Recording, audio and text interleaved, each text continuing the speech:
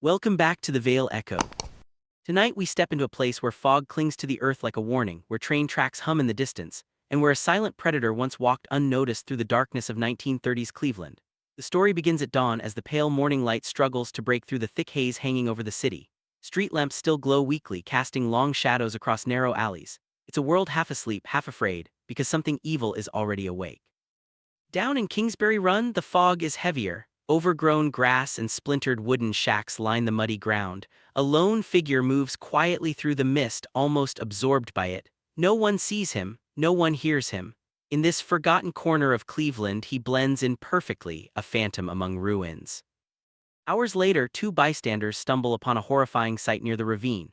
A torso, cleanly severed, lies half-hidden beneath the weeds. The police arrive quickly, their boots sinking into wet soil as they examine the mutilated remains. Their faces tight not just in shock but in recognition. They've seen this before. The same precise cuts, the same chilling signature, the work of a killer who dismembers with confidence and care.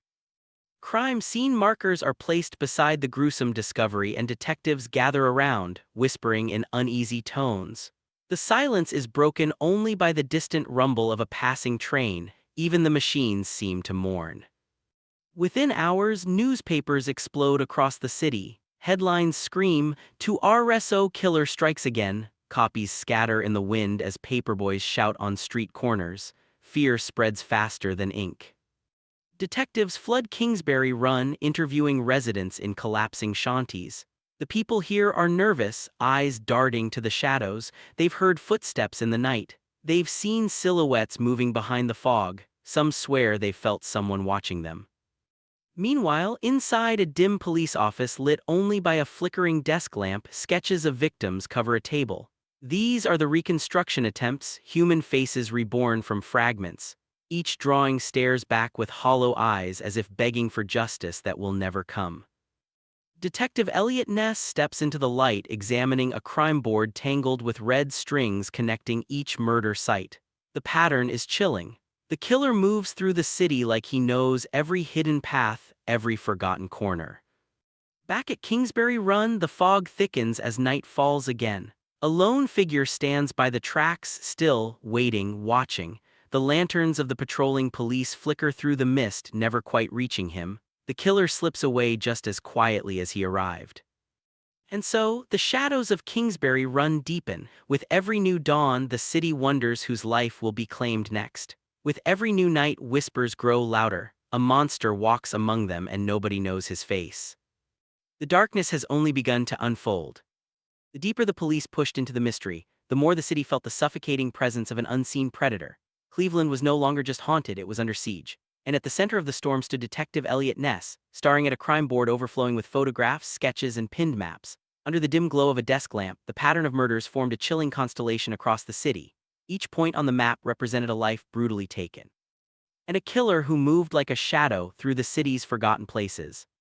In the quiet morgue, a coroner examined freshly recovered remains. Old metal tools clinked against the table as he documented each precise incision. The bodies showed no hesitation, no mistakes, only cold, practiced skill. As the doctor worked, detectives compared earlier cases, pinning new evidence beneath faint pools of yellow light. Every detail added another thread to the web Ness struggled to untangle. Kingsbury Run, however, revealed more secrets as police intensified their search. Officers trudged through tall weeds, lanterns glowing through the thick mist like wandering fireflies. The abandoned rail yard stretched endlessly, rusted tracks, crumbling platforms, and hollow train cars that seemed to whisper with echoes of past horrors. Somewhere within this maze, the killer watched them. And sometimes the officers felt it, a prickle along the spine, a sense of being observed. Residents spoke of a cloaked figure slipping through alleys at night, gripping a heavy sack as he walked along the train tracks. Though no one ever saw his face, the image etched itself into the city's collective fear. A predator hidden in plain sight, always one step ahead. The search widened to industrial zones where factories belched smoke into polluted skies. Police patrolled the empty streets, their silhouettes small against towering brick structures. The hum of machinery was constant, but beneath it lurked something colder, silence waiting to break. Then one morning near the riverbank, a detective called out. Buried under wet reeds and mud, they found a suitcase. Its leather exterior was cracked, old. Hands trembling, they unlatched it. The moment the case creaked open, the air froze. Another dismembered victim. Another unspeakable message from the faceless killer.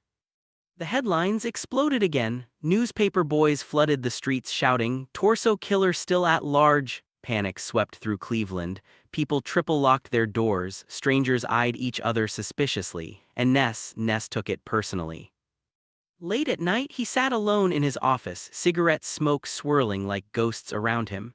His eyes, exhausted but burning with determination, fixed on the photographs pinned across his walls. Victims' faces blurred into one another, an endless parade of souls demanding justice.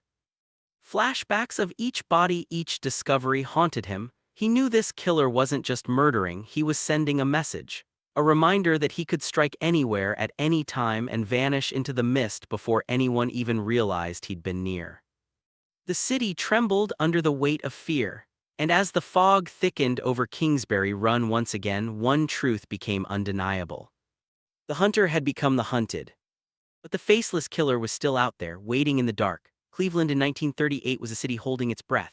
Smoke drifted across the skyline, factories hummed through the night, and yet beneath the noise an unsettling silence clung to every corner. The torso killer had carved fear into the bones of the city, and despite all efforts, he remained nothing more than a silhouette, an outline in the fog, a whisper behind the alleys, a ghost that no one could catch. Day by day, detectives updated the investigation board, new photos, new sketches, new theories, but as each thread was pinned, the case only grew more tangled. The killer moved through Cleveland with impossible precision, striking then disappearing into a world of shadows. And for every question the police answered, two more surfaced like dark reflections. In dimly lit rooms across the city, investigators reviewed every detail of the victims. Reconstruction sketches lay scattered across wooden tables, their drawn eyes seeming to follow the detectives. The victims had no names, only stories, stories the killer had tried to erase, but their silent faces begged for closure. While the police searched for a monster, the city's people battled fear in their daily lives. Mothers kept children indoors, workers traveled in groups, even the bravest residents hesitated to walk alone at night. The memory of mutilated bodies found in rivers, ravines, and rail yards stayed fresh in everyone's minds. And always there was that haunting image, an empty alley drenched in mist, an outline barely visible under a flickering street lamp. Witnesses described a figure who seemed to blend into darkness, moving with the quiet confidence of someone who knew he would never be caught. A faceless killer who belonged more to legend than reality. Detective Eliot Ness, exhausted but unbroken, retraced every step of the investigation. He returned to Kingsbury Run, now quieter but no less ominous. The fog drifted over the empty ground, covering the earth where the shantytown once stood. The raid he had led months earlier had changed nothing. The killer had simply slipped away as if watching from afar. Even the night carried tension. Rain pooled across the streets, reflecting distorted lights. At times, it seemed as though a silhouette appeared in the reflection just for a moment before fading into ripples, a reminder that the killer's presence lingered even when he wasn't seen. Cleveland's skyline, heavy with smoke and sorrow, became the backdrop of a mystery with no end. Though patrols increased, clues multiplied, and leads were chased relentlessly, the truth always remained just out of reach. The killer walked free, protected by darkness, hidden by time. And then everything fell silent. No more bodies, no more messages, no more sightings. Only unanswered questions.